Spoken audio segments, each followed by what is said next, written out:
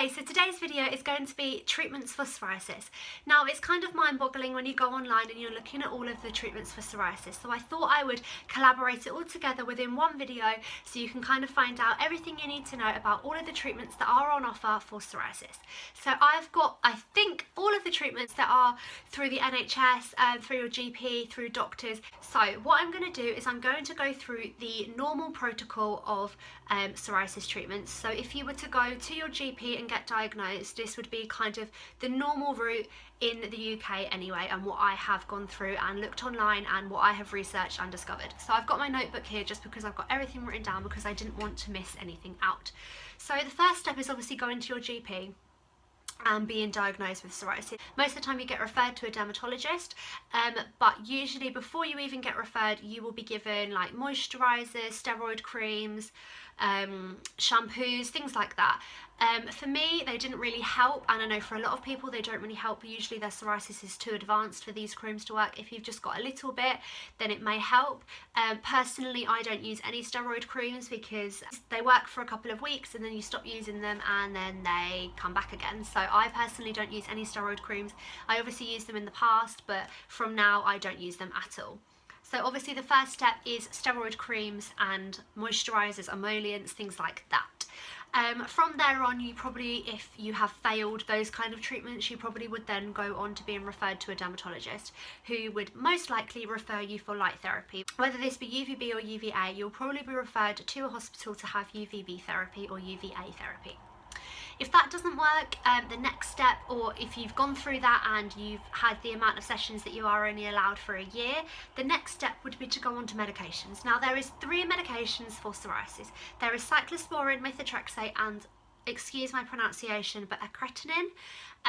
So I've been on cyclosporin and methotrexate. Acretinin is not given to anyone that is of childbearing age because it can make you infertile. I don't think it is a very nice drug at all. So I wasn't offered acretinin at all. I was only offered cyclosporin and methotrexate. They are the only 3 drugs, like oral drugs, that you can take for psoriasis. So if you've tried those or you aren't eligible to be taking those, the next port of call is biologic medications. Now biologic medications are relatively new. So like I said, biologics are relatively new, so they aren't the first port of call. You do have to be approved for them and you have to kind of go on a waiting list for them.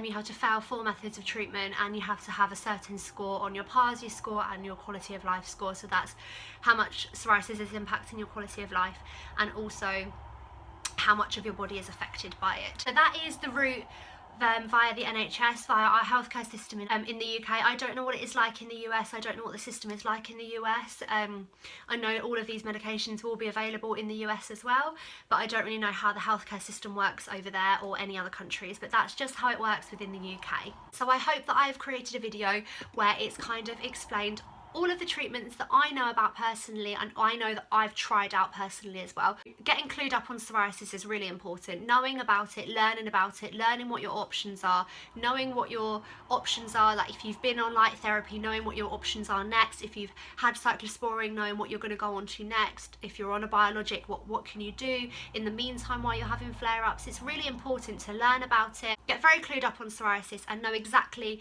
what you can do to help and treat and keep your psoriasis very manageable. I hope this video has helped you out and has given you a little insight into the treatments that there are for psoriasis. You're not alone. There is lots of things that can treat psoriasis, so don't be disheartened if one thing doesn't work.